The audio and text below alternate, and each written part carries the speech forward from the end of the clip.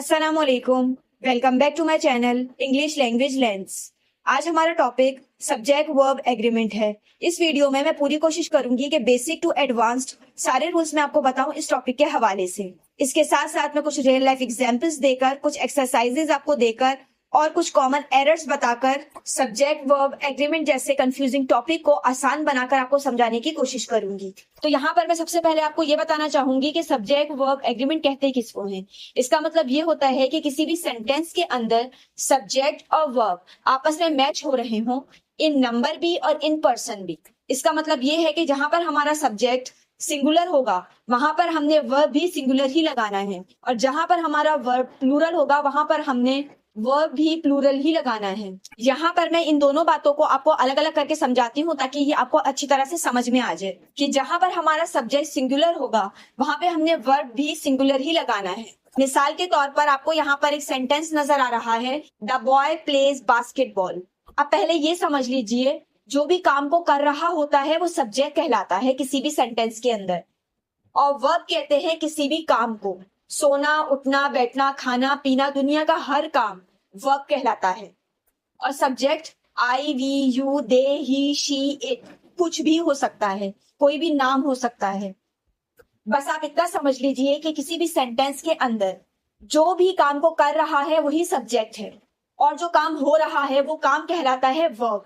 जैसे कि यहाँ पर इस सेंटेंस के अंदर द बॉय प्लेज बास्केटबॉल, इस सेंटेंस के अंदर जो हमारा सब्जेक्ट है वो बॉय है और वो एक सिंगुलर है, और यहाँ पर जो वर्ब है यानी जो काम हो रहा है वो खेलने का हो रहा है, प्ले।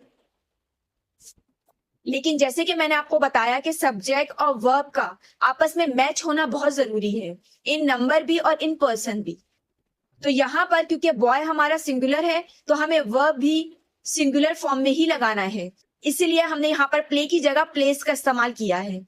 तो अब यहाँ पर बॉय और प्लेस इन नंबर एक दूसरे के साथ एग्री कर रहे हैं। इसी तरह आपने हर सेंटेंस के अंदर देखना है कि अगर आपका सब्जेक्ट सिंगुलर है तो वर्ब भी सिंगुलर ही होना चाहिए। अब आगे बात करते हैं। जैसे कि मैंने आपको बताया कि अगर हमारा सब्जेक्ट प्लूरल होगा तो हमने वर्ब भी प्लूरल ही लगाना है। यहाँ पर इसकी एक एग्जाम्पल देखिए, जैसे मैंने पहले आपको एग्जाम्पल दी थी वहां पे द बॉय था, अब यहाँ पर द बॉयज है, तो द बॉयज प्ले बास्केटबॉल। तो अब यहाँ पर आपका जो सब्जेक्ट है इस सेंटेंस के अंदर वो द बॉयज है। अब ये जो सब्जेक्ट है वो एक से ज्यादा लोगों के बारे में बात हो रही है, क्योंकि पिछले वाले के अंदर सिर्फ एक लड़के के बारे में बात हो रही थी, अब यहाँ पर लड़के एक से ज्यादा हैं। और इस सेंटेंस के अंदर जो आपका वर्ब है, जो काम है वो खेलने का है यानी कि प्ले है। तो इसीलिए जब एक से ज्यादा लोग होते हैं तो वहां पर हम एस या ईएस का इस्तेमाल नहीं करते हैं, इसीलिए हमने यहाँ पर द बॉयज प्ले बास्केटबॉल यही सेंटेंस कहना है, क्योंकि यहाँ पर जो हमारा वर्ब है प्ले वो एग्री कर रहा है हमारे सब्जेक्ट द बॉयज के साथ, इसीलिए हमने यहाँ पर ये सेंटेंस लिखा है कि द बॉयज प्ले बास्केटबॉल। इसकी कुछ और एग्जांपल्स मैं आपको बताती हूँ ताकि ये आपको और अच्छी तरह से समझ में आ जाए। हमेशा किसी भी सेंटेंस के अंदर आपने देखना है कि आपका सब्जेक्ट क्या है, उसी के ही अकॉर्डिंग आपने वर्ब का इस्तेमाल करना है। यानी कि अगर आपका सब्जेक्ट सिंगुलर है, एक है, तो वर्ब भी आपने उसी तरह से इस्तेमाल करना है। लेकिन अगर आपका सब्जेक्ट एक से ज्यादा लोग है यानी कि प्लूरल है, तो फिर आपने वर्ब भी प्लूरल फॉर्म में ही इस्तेमाल करना है। यहाँ पर ये सेंटेंस देखिए, पहला वाला ही रन्स फास्ट। अब इस सेंटेंस के अंदर जो सब्जेक्ट है वो ही है यानी कि थर्ड पर्सन सिंगुलर है, तो इसीलिए यहाँ पर जो वर्ब है, जो काम हो रहा है वो भागने का हो रहा है, रन। तो इसीलिए वो एग्री करे हमारे सब्जेक्ट के साथ, इसलिए हमने रन की जगह रन्स का इस्तेमाल किया है, आगे एस भी ऐड किया है। तो इस तरह से हमारा सेंटेंस बन रहा है ही रन्स फास्ट, क्योंकि हमने अपने सब्जेक्ट के अकॉर्डिंग ही अपना वर्ब लगाया है यहाँ पर। अब यहाँ पर दूसरा सेंटेंस देखिए, the cat sleeps on the sofa. अब यहाँ पर जो काम को कर रहा है वो बिल्ली है, द कैट, और जो काम होता है वो सोने का होता है। तो इसीलिए हमने अपने सब्जेक्ट को देखते हुए द कैट वो एक सिंगुलर है, इसलिए हमने वर्ब के साथ एस का इस्तेमाल किया है, स्लीप्स। तो इस तरह से हमारा सेंटेंस बनता है the cat sleeps on the sofa. ये जो सब्जेक्ट वर्ब एग्रीमेंट है ये बहुत ज्यादा जरूरी है हमारे सेंटेंस के स्ट्रक्चर्स के लिए और सही तरह से सेंटेंसेस को फॉर्म करने के लिए, और इसके साथ साथ अपनी बात को क्लियरली सामने वाले को बताने के लिए। यहाँ पर इसकी एक और एग्जाम्पल को देखिए, Sarah eats an apple every day. अब यहाँ पर जो हमारा सब्जेक्ट है वो सारा है यानी कि कोई नाम है, तो इसीलिए हमने यहाँ पर जो हमारा वर्ब है यानी जो हमारा काम है वो खाने का है, तो इसीलिए हमने यहाँ पर ईट का इस्तेमाल नहीं किया है। क्योंकि हमारा सब्जेक्ट सिंगुलर है इसलिए हमने ईट्स का इस्तेमाल किया है। तो इस तरह से हमारा सेंटेंस बनता है, Sarah eats an apple every day. अब यहाँ पर कुछ प्लूरल सेंटेंसेस की एग्जाम्पल्स को हम समझते हैं। जैसे कि मैंने आपको बताया कि अगर हमारा सब्जेक्ट प्लूरल हो यानी कि एक से ज्यादा लोग हों, तो हमारा जो वर्ब है वो भी हमेशा प्लूरल ही इस्तेमाल होता है। अब इसकी भी कुछ एग्जाम्पल्स को यहाँ पर आप समझिए कि माई फ्रेंड्स एंजॉय द पार्टी। अब यहाँ पर जो हमारा सब्जेक्ट है जो काम को कर रहा है वो फ्रेंड्स है, यानी कि एक से ज्यादा लोग हैं। यहाँ पर माय आपका सब्जेक्ट नहीं है, माय फ्रेंड्स यानी कि मेरे दोस्त। तो अब जो दोस्त हैं वो एक से ज्यादा हैं, इसीलिए हमने यहाँ पर जो काम है वो पार्टी को एंजॉय करने का है, तो इसीलिए हमने यहाँ पर एंजॉय का इस्तेमाल किया है, एंजॉयज का इस्तेमाल नहीं किया है। क्योंकि जो हमारा सब्जेक्ट है वो प्लूरल है, एक से ज्यादा लोग हैं, इसीलिए हमारा सेंटेंस बनता है my friends enjoy the party. एक और एग्जाम्पल इसकी देखिए, we go to school together. अब यहाँ पर जो हमारा सब्जेक्ट है वो वी है, यानी कि एक से ज्यादा लोगों के लिए इस्तेमाल किया गया है। ये मैं अपनी बात तो कर ही रही हूँ लेकिन अपने साथ साथ और भी लोगों की बात कर रही हूँ, इसीलिए यहाँ पर जो काम है गो जाने का, उसको मैंने गो ही बोला है, गोज नहीं कहा है। तो इसीलिए यहाँ पर जो सब्जेक्ट और वर्ब हैं वो दोनों एक दूसरे के साथ एग्री कर रहे हैं। तो आपका सेंटेंस बन रहा है we go to school together. यहाँ पर इसकी एक और एग्जाम्पल को समझिए, द चिल्ड्रन लाफ लाउडली। अब यहाँ पर जो हमारा सब्जेक्ट है वो है द चिल्ड्रन, और द चिल्ड्रन इस्तेमाल होता है एक से ज्यादा बच्चों के लिए। ये भी एक कॉमन एरर है, मैंने अक्सर इसको इस्तेमाल करते हुए लोगों को देखा है कि द चिल्ड्रंस। आप इसके साथ एस का इस्तेमाल नहीं कर सकते हैं क्योंकि ये पहले से ही प्लूरल है। चिल्ड्रन का सिंगुलर होता है चाइल्ड, तो चाइल्ड का प्लूरल है चिल्ड्रन, तो इसीलिए ये पहले से ही क्योंकि प्लूरल है तो यहाँ पर आप एस का इस्तेमाल नहीं कर सकते हैं। तो इस सेंटेंस के अंदर जो हमारा सब्जेक्ट है वो है द चिल्ड्रन, तो इसीलिए यहाँ पे जो हमारा वर्ब है यानी कि जो हमारा काम है वो हंसना, तो इसीलिए हमने यहाँ पर लाफ का इस्तेमाल किया है। तो आपका सेंटेंस बन रहा है द चिल्ड्रन लाफ लाउडली। अब बात करते हैं रूल नंबर 1 की। वैसे तो ये सब्जेक्ट वर्ब एग्रीमेंट ही है, लेकिन मैंने इसको अलग से कैटेगराइज इसलिए किया है क्योंकि जो मैंने पहले आपको बात बताई है वो बहुत ही बेसिक है, लेकिन ये वाली थोड़ी सी एडवांस्ड है, इसीलिए मैंने इसे अलग से रूल नंबर 1 का नाम दिया है। क्योंकि जो असल कंफ्यूजन है वो शुरू ही यहीं से होती है कि जब किसी भी सेंटेंस के अंदर एक जगह पे हमारा सब्जेक्ट होता है और हमारा वर्ब थोड़ा सब्जेक्ट से दूर होता है और बीच में कुछ फ्रेज आ जाता है, तो हम कंफ्यूज हो जाते हैं कि अब यहाँ पर सब्जेक्ट के साथ हम कौन सा वर्ब इस्तेमाल करें।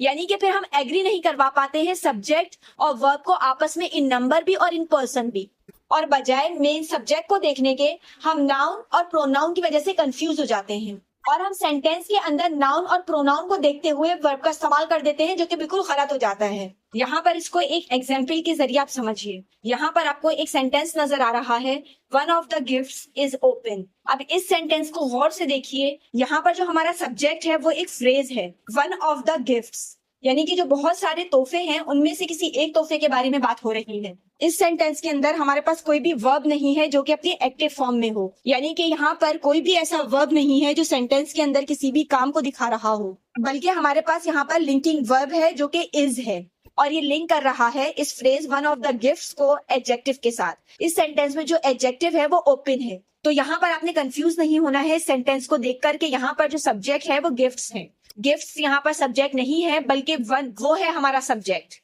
अब क्योंकि यहाँ पर जो हमारा सब्जेक्ट है वो वन है और सिंगुलर है, इसीलिए यहाँ पर जो हमारा वर्ब है वो इज है, और इस तरह से ये जो सब्जेक्ट और वर्ब है वो एक दूसरे के साथ एग्री कर रहे हैं इन नंबर। यहाँ पर मैं कुछ एग्जाम्पल्स देकर इसे आपको और अच्छी तरह से समझाती हूँ। जब किसी भी सेंटेंस के अंदर सब्जेक्ट और वर्ब के बीच में कोई भी फ्रेज आ जाए तो आपने कंफ्यूज नहीं होना, आपने नाउन और प्रोनाउन को देखते हुए वर्ब नहीं लगाना है बल्कि अपने मेन सब्जेक्ट के ऊपर फोकस करना है। जब आपका फोकस अपने मेन सब्जेक्ट पर होगा तो आपसे कोई भी मिस्टेक नहीं होगी। अब यहाँ पर ये सेंटेंस देखिए आप, the cake as well as the cookies were delicious. अगर इस सेंटेंस की ट्रांसलेशन की बात करें तो इसका मतलब ये है कि केक के साथ साथ कुकीज भी मजेदार थी। अब यहाँ पर जो हमारा सब्जेक्ट है वो द कुकीज नहीं है बल्कि द केक हमारा सब्जेक्ट है। अगर तो हमारा सब्जेक्ट द केक है तो यहाँ पर वर्ब क्या होगा, यहाँ पर वर्ब लिखा हुआ है वर डिलीशियस, तो यहाँ पर जो वर है वो गलत है, यहाँ पर होना चाहिए वॉज, क्योंकि ये जो वर है वो एग्री कर रहा है द कुकीज के साथ, क्योंकि वर प्लूरल के लिए इस्तेमाल किया जाता है और यहाँ पर द कुकीज एक से ज्यादा है, यानी कि द कुकीज प्लूरल है, जबकि हमारा सब्जेक्ट है द केक जो कि एक सिंगुलर है, तो इसीलिए यहाँ पर वर्ब के साथ वो एग्री नहीं कर रहा है। तो यहाँ पर सब्जेक्ट और वर्ब का एग्रीमेंट नहीं हो रहा, तो इसीलिए ये सेंटेंस गलत है और हमें वर की जगह लगाना चाहिए वॉज। तो करेक्ट सेंटेंस होगा the cake as well as the cookies was delicious. यहाँ पर ये गलत सेंटेंस मैंने इसीलिए लिखा है ताकि मैं आपको समझा सकूं कि किस तरह से हम कंफ्यूज हो जाते हैं जब हमारे सब्जेक्ट और वर्ब के बीच में कोई भी फ्रेज आ जाता है। इसीलिए आपने सेंटेंस को गौर से पढ़ना है और अपने मेन सब्जेक्ट को आइडेंटिफाई करना है। अगर आपने सही सब्जेक्ट को आइडेंटिफाई किया, यानी कि अपने मेन सब्जेक्ट को आइडेंटिफाई किया, तभी तो आप सही वर्ब का इस्तेमाल कर सकते हैं। यहाँ पर इसकी एक और एग्जाम्पल को समझिए। यहाँ पर एक सेंटेंस लिखा हुआ है कि the teacher along with the students were late. अब ये सेंटेंस भी बिल्कुल गलत है क्योंकि यहाँ पर जो सब्जेक्ट है वो द स्टूडेंट्स नहीं है बल्कि द टीचर यहाँ पर हमारा सब्जेक्ट है। अब क्योंकि जो यहाँ पर हमारा वर्ब है वर, वो एग्री नहीं कर रहा है द टीचर के साथ, क्योंकि the teacher he main subject है सेंटेंस का। क्योंकि यहाँ पर हम कहना चाहते हैं कि टीचर के साथ साथ स्टूडेंट्स को भी देर हो चुकी थी। तो अब यहाँ पर जो सब्जेक्ट है वो द टीचर है, द स्टूडेंट्स हमारा सब्जेक्ट नहीं है। तो यहाँ पर हमारा सही सेंटेंस होना चाहिए the teacher along with the students was late. क्योंकि फिर यहाँ पर जो सब्जेक्ट है द टीचर, उसके साथ वर्ब वॉज बिल्कुल सही तरह से एग्री कर रहा है। इसी की कुछ और एग्जाम्पल्स को देखते हैं क्योंकि ये बहुत ही ज्यादा कंफ्यूजिंग होता है, तो ये आपको अच्छी तरह से समझ में आ जाए।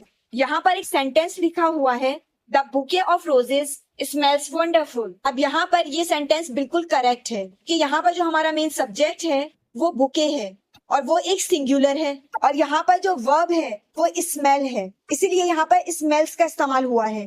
तो स्मेल्स एग्री कर रहा है हमारे सब्जेक्ट द बुके के साथ। तो इस तरह से आपने सेंटेंस को ध्यान से देखना है कि उसके अंदर मेन हमारा सब्जेक्ट क्या है और फिर उसी के अकॉर्डिंग आपने वर्ब का इस्तेमाल करना है। तो यहाँ पर the bouquet of roses smells wonderful, हमारा जो सब्जेक्ट था वो द बुके था, इसीलिए हमने वर्ब स्मेल्स का इस्तेमाल किया है क्योंकि ये दोनों ही सिंगुलर हैं। इसी तरह से इसकी दूसरी एग्जाम्पल को देखिए the students along with their teacher are going on a trip. यहाँ पर इस सेंटेंस के अंदर जो हमारा मेन सब्जेक्ट है वो टीचर नहीं है बल्कि द स्टूडेंट्स है। अब क्योंकि हमारा जो सब्जेक्ट है वो प्लूरल है, एक से ज्यादा लोग हैं, इसीलिए हमने यहाँ पर वर्ब आर का इस्तेमाल किया है। अब यहाँ पर सब्जेक्ट और वर्ब दोनों क्योंकि प्लूरल है तो वो दोनों एक दूसरे के साथ एग्री कर रहे हैं। तो इस तरह से ये सेंटेंस बिल्कुल करेक्ट है कि the students along with their teacher are going on a trip. अब बात करते हैं दूसरे रूल की। इस रूल के अंदर आप ये समझिए कि जब हमारे पास कोई सेंटेंस हो और उस सेंटेंस के अंदर दो सब्जेक्ट हो, एक सब्जेक्ट हमारा सिंगुलर हो और दूसरा सब्जेक्ट प्लूरल हो, और वो कनेक्ट कर रहे हो इन वर्ड्स के साथ, और के साथ, नॉर के साथ, नीदर नॉर के साथ, आइदर और के साथ, या फिर नॉट ओनली बट ऑल्सो के साथ, तो वहां पर सब्जेक्ट वर्ब एग्रीमेंट करने के लिए आपने उस सब्जेक्ट का इस्तेमाल करना है जो इन वर्ड्स के सबसे ज्यादा करीब होगा। मिसाल के तौर पर यहाँ पर एक सेंटेंस लिखा हुआ है आइदर द लीडर और द मेंबर्स एग्री। अब यहाँ पर इन दोनों में से आपको चॉइस बताई जा रही है कि या तो लीडर एग्री है या फिर मेंबर्स एग्री हैं। अब आप ध्यान से इस सेंटेंस के अंदर अपने सब्जेक्ट को देखिए। यहाँ पर दो सब्जेक्ट हैं, एक लीडर भी सब्जेक्ट है यहाँ पर और मेंबर्स भी सब्जेक्ट है।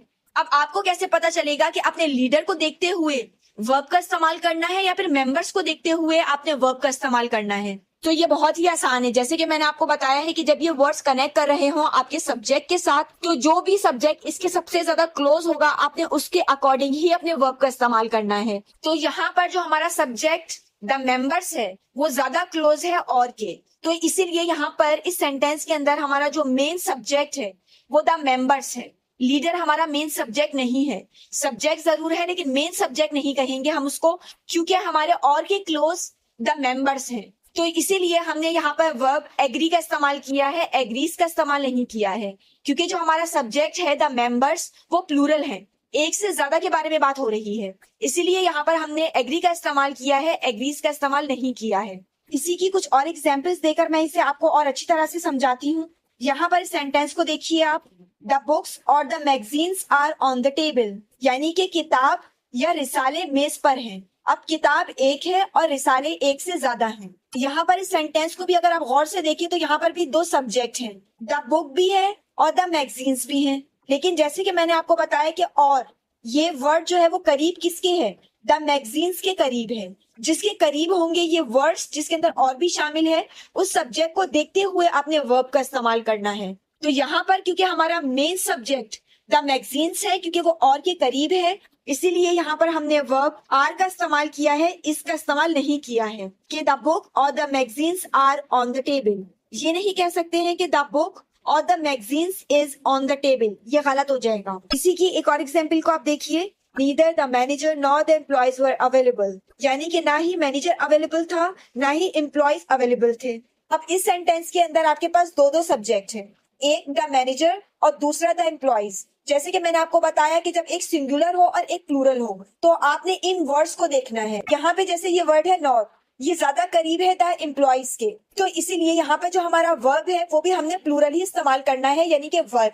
यहाँ पर हम वॉस का इस्तेमाल नहीं कर सकते हैं, क्योंकि वॉस का इस्तेमाल करेंगे तो वो एग्री करेगा द मैनेजर के साथ, जो कि हमारा मेन सब्जेक्ट नहीं है, बल्कि हमारा मेन सब्जेक्ट वो है जो नॉर के करीब है। इसीलिए यहाँ पर हमारे सब्जेक्ट द एम्प्लॉयज के साथ एग्री कर रहा है वर्ब। यहाँ पर इसकी एक और एग्जाम्पल को देखिए, जैसे कि यहाँ पर एक सेंटेंस लिखा हुआ है, not only the teacher but also the students are ready for the trip, यानी सिर्फ उस्ताद ही नहीं बल्कि तलबा भी सफर के लिए यानी कि ट्रिप के लिए तैयार हैं। अब जैसे कि मैंने आपको बताया है कि इस सेंटेंस के अंदर भी दो सब्जेक्ट है, एक सिंगुलर है और एक प्लूरल है, लेकिन आपने ये देखना है कि हमारा ये जो वर्ड्स है जो मैंने अभी आपको बताए हैं, ये जिसके क्लोज होंगे वही हमारा मेन सब्जेक्ट होगा। तो यहाँ पर बट ऑल्सो ज्यादा क्लोज है द स्टूडेंट्स के, इसीलिए जो हमारा मेन सब्जेक्ट है वो द स्टूडेंट्स है। द टीचर हमारा मेन सब्जेक्ट नहीं है, इसीलिए हमने द स्टूडेंट्स को देखते हुए यहाँ पर आर का इस्तेमाल किया है। यहाँ पर आप इसका इस्तेमाल नहीं कर सकते हैं, क्योंकि यहाँ पर आर प्लूरल के लिए इस्तेमाल किया जाता है और जो हमारा सब्जेक्ट है द स्टूडेंट्स वो भी प्लूरल है। तो इस तरह से सब्जेक्ट और वर्ब आपस में एग्री कर रहे हैं। अब ये तो मैंने आपको समझा ही दिया है कि जब हमारा सब्जेक्ट सिंगुलर होता है तो हम वर्ब भी सिंगुलर ही इस्तेमाल करते हैं, और जब हमारा सब्जेक्ट प्लूरल होता है तो हम वर्ब भी प्लूरल ही इस्तेमाल करते हैं। तो यहाँ पर आप इस वीडियो को पॉज कीजिए, और ये जो मैंने एक्सरसाइज आपको दी है ये आपके टेस्ट के लिए है, ताकि आपको भी समझ में आए कि अभी तक जो भी मैंने आपको बताया है वो आपको कितना समझ में आया है। यहाँ पर मैंने वर्ब्स के कुछ ऑप्शंस आपको दिए हैं, आप सेंटेंस को ध्यान से पढ़िए और उसके बाद भी सही वर्ब का इस्तेमाल कीजिए। इस तरह से आपको भी समझ में आएगा कि आपको मेरी बताई हुई बात कितनी समझ आई है। अब बात करते हैं रूल नंबर 3 की। इस रूल के अंदर आप ये समझिए, यहाँ पर मैंने जितने भी इंडेफिनिट प्रोनाउंस मेंशन किए हैं ये सारे सिंगुलर हैं। इनको हम हमेशा सिंगुलर की तरह डील करते हैं और इनके साथ हमेशा जो वर्ब हम इस्तेमाल करते हैं वो भी सिंगुलर फॉर्म में ही इस्तेमाल करते हैं। मिसाल के तौर पर यहाँ पर एक सेंटेंस लिखा हुआ है, everyone in the room supports her. अब इस सेंटेंस के अंदर जो हमारा सब्जेक्ट है वो एवरीवन है, और जैसे कि मैंने आपको बताया एवरीवन को हम डील करते हैं सिंगुलर की तरह। और जो इस सेंटेंस के अंदर हमारा वर्ब है यानी कि जो काम है वो सपोर्ट करना है, इसीलिए हमने सपोर्ट्स का इस्तेमाल किया है, यानी कि वर्ब को भी हमने सिंगुलर फॉर्म के अंदर इस्तेमाल किया है ताकि वो एग्री करे हमारे सब्जेक्ट एवरीवन के साथ। तो इस तरह से everyone in the room supports her, ये बिल्कुल ग्रामेटिकली सही है, क्योंकि यहाँ पर सब्जेक्ट और वर्ब दोनों एक दूसरे के साथ एग्री कर रहे हैं इन नंबर। अब मैं यहाँ पर कुछ और एग्जाम्पल्स आपको देती हूँ ताकि आपको समझ में आ जाए कि ये जो इनडेफिनिट प्रोनाउंस है जो मैंने यहाँ पर मेंशन किए हैं उन सबको हम किस तरह से सिंगुलरली डील करते हैं। अब मिसाल के तौर पर यहाँ पर एक सेंटेंस लिखा हुआ है, each student is required to submit their project. अब क्योंकि यहाँ पर हमने ईच का इस्तेमाल किया है और ये एक इंडेफिनिट प्रोनाउन है, इसीलिए यहाँ पर हमने वर्ब इसका इस्तेमाल किया है, क्योंकि इस भी सिंगुलर के लिए इस्तेमाल किया जाता है। तो इस सेंटेंस के अंदर इस तरह से हमारा सब्जेक्ट और वर्ब दोनों आपस में एग्री कर रहे हैं। यहाँ पर दूसरा सेंटेंस देखिए, either option is fine with me. अब यहाँ पर आइदर ये भी एक इंडेफिनिट प्रोनाउन है, इसको भी हम सिंगुलर की तरह डील करते हैं, इसीलिए यहाँ पर हमने इसका इस्तेमाल किया है, आर का इस्तेमाल हम नहीं कर सकते हैं। यहाँ पर एक और सेंटेंस देखिए, no one were aware of the issue. ये सेंटेंस गलत है, क्योंकि नो वन ये भी एक इंडेफिनिट प्रोनाउन है, इसीलिए यहाँ पर हम वर का इस्तेमाल नहीं कर सकते हैं, बल्कि हमें इस्तेमाल करना है वॉस का, क्योंकि वर एक से ज्यादा लोगों के लिए इस्तेमाल होता है। इसीलिए ये एग्री नहीं कर रहा है हमारे सब्जेक्ट नो वन के साथ, क्योंकि नो वन सिंगुलर है। तो इसीलिए हमने यहाँ पर वॉस का इस्तेमाल करना है, यानी कि no one was aware of the issue. तो जब यहाँ पर हम वॉस का इस्तेमाल करेंगे तो वो एग्री करेगा हमारे सब्जेक्ट नो वन के साथ। इसकी कुछ और एग्जाम्पल्स देखिए, जैसे कि यहाँ पर एक सेंटेंस लिखा हुआ है, नोबडी नो द आंसर। अब ये भी सेंटेंस गलत है, क्योंकि नोबडी को भी हम सिंगुलरली ही डील करते हैं। अब क्योंकि यहाँ पर नो प्लूरल के लिए इस्तेमाल होता है, एक से ज्यादा लोगों के लिए इस्तेमाल होता है, तो इसलिए ये भी गलत है, बल्कि यहाँ पर हमें वर्ब की सिंगुलर फॉर्म का इस्तेमाल करना चाहिए था। और यहाँ पर हमें नो के साथ एस का इस्तेमाल करना चाहिए था, नोज। वो कहलाती है वर्ब की सिंगुलर फॉर्म, और फिर ये सेंटेंस सही होता, यानी कि एवरीवन नोज द आंसर।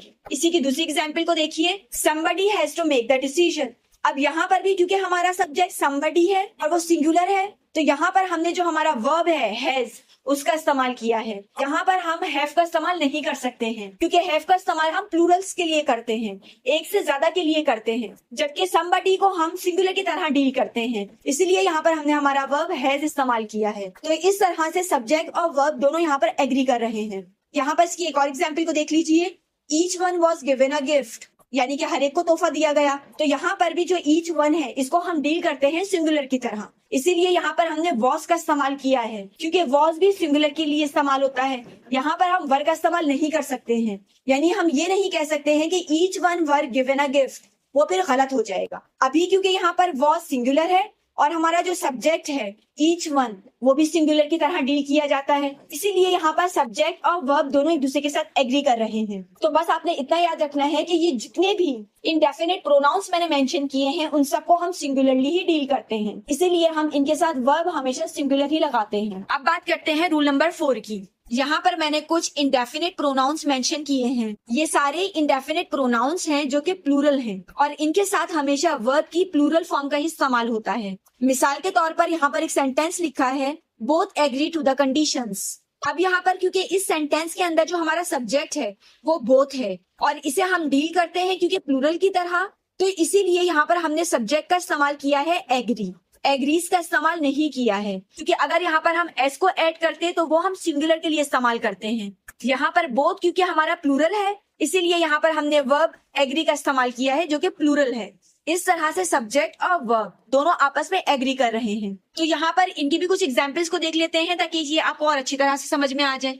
अब यहाँ पर एक सेंटेंस लिखा है, both friends are coming to the party. अब यहाँ पर जैसे कि मैंने आपको बताया कि बोथ, इसको हम डील करते हैं प्लूरल की तरह, इसीलिए हमने यहाँ पर इस्तेमाल किया है सब्जेक्ट आर, यानी कि दोनों दोस्त पार्टी में आ रहे हैं। इसी की दूसरी एग्जाम्पल को देखिए, few people know the secret recipe. अब यहाँ पर भी क्योंकि फ्यू हमारा सब्जेक्ट है और इसे हम प्लूरल की तरह डील करते हैं, इसीलिए हमने वर्ब नो का इस्तेमाल किया है और नोस का इस्तेमाल नहीं किया है। दूसरे सेंटेंस को देखिए, several books are missing from the shelf. अब यहाँ पर जो हमारा सब्जेक्ट है वो सेवरल बुक्स हैं, ना कि द शेल्फ है, इसीलिए हमने हमारे सब्जेक्ट को देखते हुए, क्योंकि प्लूरल है, हमने आर का इस्तेमाल किया है, यानी कि हमने वर्ब भी प्लूरल फॉर्म में ही इस्तेमाल किया है। इस तरह से सब्जेक्ट और वर्ब दोनों एग्री कर रहे हैं इस सेंटेंस में। यहाँ पर एक लास्ट एग्जाम्पल को देखिए, इसकी जैसे सेंटेंस लिखा हुआ है, others has already finished their tasks.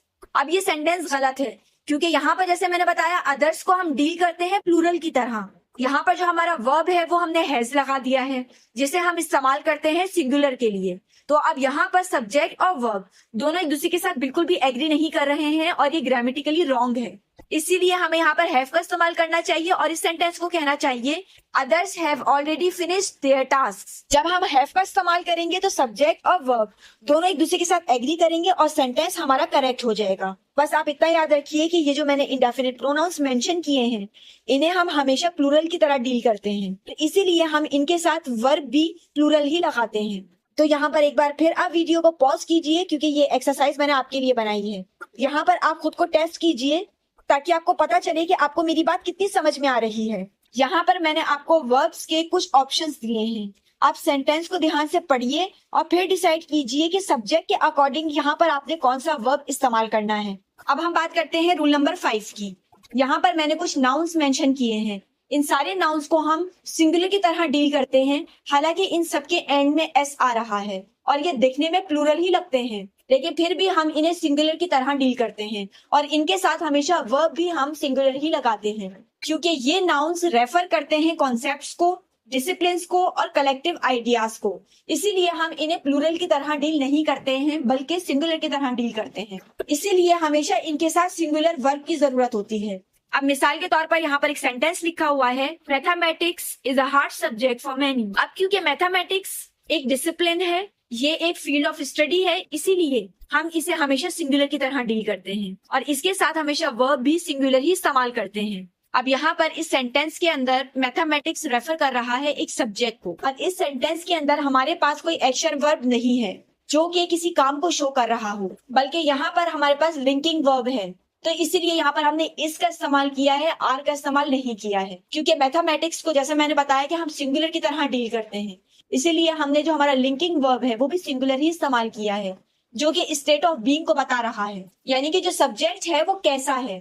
फिर एडजेक्टिव बताया हार्ड, तो इस तरह से यहाँ पर हमने लिंकिंग वर्ब भी सिंगुलर इस्तेमाल किया, क्योंकि हमारा जो सब्जेक्ट है वो भी सिंगुलर है। अब यहाँ पर इसकी कुछ एग्जांपल्स देखते हैं ताकि ये आपको और अच्छी तरह से समझ में आ जाए। यहाँ पर जैसे आपको एक सेंटेंस नजर आ रहा है कि measles has been under control. Measles कहते हैं खसरे को, यानी कि वो काबू में है। जैसे कि मैंने आपको बताया कि ये कुछ नाउन्स हैं जिन्हें हम हमेशा सिंगुलर की तरह ही डील करते हैं और हमेशा उनके साथ वर्ब भी सिंगुलर ही लगाते हैं। इसीलिए यहाँ पर जो हमारा सब्जेक्ट है उसको देखते हुए हमने हमारा वर्ब सिंगुलर फॉर्म में ही इस्तेमाल किया है, यानी कि हैज। यहाँ पर इसकी दूसरी एग्जाम्पल को देखिए, जैसे कि यहाँ पर सेंटेंस लिखा हुआ है politics has a significant impact on society. अब यहाँ पर ये जो वर्ड है पॉलिटिक्स, अब ये सब्जेक्ट है हमारे सेंटेंस का, और जैसे कि मैंने आपको बताया कि इसे हम सिंगुलर की तरह डील करते हैं, इसीलिए यहाँ पर भी हमने सिंगुलर वर्ब का इस्तेमाल किया है हैज।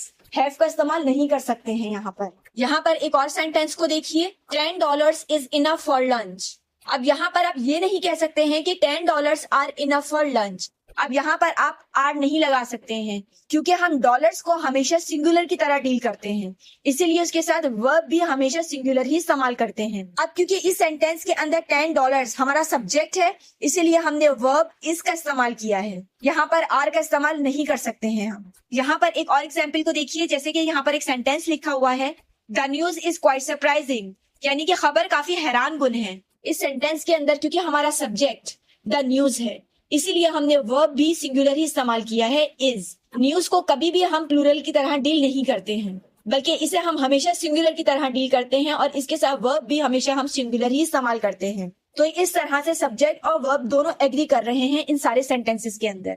अब यहाँ पर एक आखिरी रूल की बात करते हैं, रूल नंबर 6 की। यहाँ पर मैंने कुछ नाउन्स मेंशन किए हैं, ये हमेशा प्लूरल की तरह डील होते हैं और इनके साथ हमेशा वर्ब की प्लूरल फॉर्म का ही इस्तेमाल किया जाता है। इन सबकी एग्जाम्पल्स देकर मैं इन्हें अच्छी तरह से आपको समझाती हूँ। मिसाल के तौर पर यहाँ पर एक सेंटेंस लिखा हुआ है the trousers are too long. अब यहाँ पर आप एक ट्राउजर के बारे में बात कर रहे हैं या फिर एक से ज्यादा के बारे में बात कर रहे हैं, लेकिन आपने वर्ड हमेशा ट्राउजर्स का ही इस्तेमाल करना है, यानी कि एस एड लाजमी करना है। आप बिना एस के इसको नहीं बोल सकते हैं, ना लिख सकते हैं, और इसके साथ वर्ब भी हमेशा प्लूरल फॉर्म में ही लगता है। अब जैसे कि इस सेंटेंस के अंदर जो हमारा सब्जेक्ट है वो क्योंकि ट्राउजर्स है और वो प्लूरल है, इसीलिए यहाँ पर हमने वर्ब आर का इस्तेमाल किया है, इस का इस्तेमाल नहीं किया है। बेशक आप एक से ज्यादा के बारे में बात कर रहे हैं तो भी आपने यहाँ पर आर का ही इस्तेमाल करना है, इसका इस्तेमाल नहीं कर सकते हैं। तो इस तरह से हमारा सब्जेक्ट और वर्ब दोनों एक दूसरे के साथ एग्री करेंगे और तभी ये सेंटेंस ग्रामेटिकली करेक्ट होगा। यहाँ पर इसके कुछ और एग्जाम्पल्स को देखते हैं, जैसे कि यहाँ पर एक सेंटेंस है the scissors are on the table. अब इस सेंटेंस के अंदर जो हमारा सब्जेक्ट है वो द सीजर्स है, और जैसे कि मैंने आपको बताया है कि द सीजर्स को कभी भी हम सिंगुलर कंसीडर नहीं करते हैं, इसे हम हमेशा प्लूरल के तौर पे इस्तेमाल करते हैं और इसके साथ हमेशा प्लूरल वर्ब का ही इस्तेमाल करते हैं। इसीलिए हमने यहाँ पर द सीजर्स के साथ आर का इस्तेमाल किया है, क्योंकि आर का इस्तेमाल हम एक से ज्यादा चीजों के लिए करते हैं या फिर एक से ज्यादा इंसान हो तो उनके लिए करते हैं, यानी कि ये वर्ब की प्लूरल फॉर्म है। यहाँ पर एक कॉमन एरर मैं आपके साथ डिस्कस करती हूँ। आप चाहे एक कैंची के बारे में बात कर रहे हो या फिर 10 कैंचियों के बारे में बात कर रहे हो, आपने हमेशा सीजर्स का इस्तेमाल करना है, यानी कि उसके साथ एस को ऐड लाजमी करना है। आप बिना एस के यानी कि सिर्फ सीजर का इस्तेमाल नहीं कर सकते हैं, क्योंकि सीजर्स की कोई भी सिंगुलर फॉर्म है ही नहीं। और ये जो वर्ड है सीजर, अगर ये कहीं पर आपने सुना भी है बिना एस के यानी कि सिंगुलर फॉर्म के अंदर, तो इसका मतलब होता है वर्ब, यानी कि कोई भी काम। इसका मतलब होता है किसी भी चीज को काटना। एग्जाम्पल यहाँ पर आप एक सेंटेंस कहें I scissored myself out of one photo. इसका मतलब ये है कि इस सेंटेंस के अंदर ये जो सीजर्ड का वर्ड है ये कोई नाउन नहीं है बल्कि ये वर्ब है। तो इसीलिए कभी भी आपने सीजर का इस्तेमाल नहीं करना है, क्योंकि ये वर्ब होता है। और हम मोस्टली नाउन के बारे में बात कर रहे होते हैं तो हमेशा आपने सीजर्स का इस्तेमाल करना है, यानी कि उसके प्लूरल फॉर्म का इस्तेमाल करना है। अब क्योंकि हमने प्लूरल फॉर्म का इस्तेमाल करना है तो इसीलिए हमने यहाँ पर आर का इस्तेमाल किया है, यहाँ पर हम इसका इस्तेमाल नहीं कर सकते हैं। अब यहाँ पर इस दूसरे सेंटेंस को देखिए, यहाँ पर लिखा हुआ है my glasses are on the shelf. अब यहाँ पर जो ग्लासेस है वो हमारा सब्जेक्ट है और वो भी कभी भी सिंगुलर फॉर्म में नहीं होता है, बल्कि हमेशा प्लूरल ही कंसीडर किया जाता है। तो इसीलिए यहाँ पर आपने ग्लासेस के साथ भी आर का इस्तेमाल करना है, इसका इस्तेमाल आप नहीं कर सकते हैं। यहाँ पर एक और एग्जाम्पल को देखिए, जैसे कि यहाँ पर एक क्वेश्चन लिखा हुआ है, can you pass me the tweezers from the desk. अब यहाँ पर इस सेंटेंस के अंदर जो हमारा सब्जेक्ट है वो ट्वीजर्स है, इसीलिए यहाँ पर हम ट्वीजर का इस्तेमाल नहीं कर सकते हैं क्योंकि इसकी भी कोई सिंगुलर फॉर्म नहीं होती है, बल्कि इसे भी हमेशा प्लूरल ही कंसीडर किया जाता है। और इसके साथ भी अगर किसी सेंटेंस के अंदर वर्ब हो तो उसे भी हम प्लूरल ही इस्तेमाल करते हैं। यहाँ पर एक आखिरी सेंटेंस को देखिए जो कि एक क्वेश्चन है, are the binoculars on the table. यहाँ पर इस सेंटेंस के अंदर जो हमारा सब्जेक्ट है वो बिनोक्यूलस है। बिनोक्यूलस का इस्तेमाल भी हम हमेशा प्लूरल के सेंस में करते हैं, कभी भी इसका इस्तेमाल हम सिंगुलर के सेंस में नहीं करते हैं। इसीलिए इसके साथ भी अगर वर्ब होगा तो उसे भी हम हमेशा प्लूरल फॉर्म में इस्तेमाल करेंगे। तो इस वीडियो में मैंने आपको बताया कि सब्जेक्ट वर्ब एग्रीमेंट क्या होता है और इसके बेसिक टू एडवांस सारे रूल समझाने की कोशिश की है ताकि आप अपने सेंटेंसेस को क्लियरली और ग्रामेटिकली फॉर्म कर सकें। और इसके अलावा हर रूल के साथ मैंने मुख्तलिफ एग्जाम्पल्स देकर और कुछ एक्सरसाइजेस देकर आपको सब्जेक्ट वर्ब जैसे कंफ्यूजिंग टॉपिक को बहुत ही आसान लफ्जों में समझाने की कोशिश की है। उम्मीद करती हूँ कि ये वीडियो आपके लिए मददगार साबित हुई होगी और सब्जेक्ट वर्ब एग्रीमेंट के हवाले से जो भी आपके कॉन्सेप्ट थे वो भी जरूर क्लियर हुए होंगे। यूं तो मैंने बहुत कोशिश की है कि मैं सारे ही रूल्स को इस वीडियो के अंदर कवर कर दूं, लेकिन अगर कोई भी रूल मुझसे मिस हो गया है तो आप मुझे कमेंट सेक्शन में कमेंट कर बता सकते हैं। मैं उसके लिए अलग से वीडियो बनाकर आपको जरूर समझाऊंगी। और इस टॉपिक के हवाले से कोई भी कंफ्यूजन है, आपको कोई भी सवाल पूछना है तो वो भी आप मुझे कमेंट सेक्शन में पूछ सकते हैं। फिलहाल इस वीडियो में सब्जेक्ट वर्ब एग्रीमेंट के हवाले से मेरी तरफ से बस इतना ही था। Thanks for watching.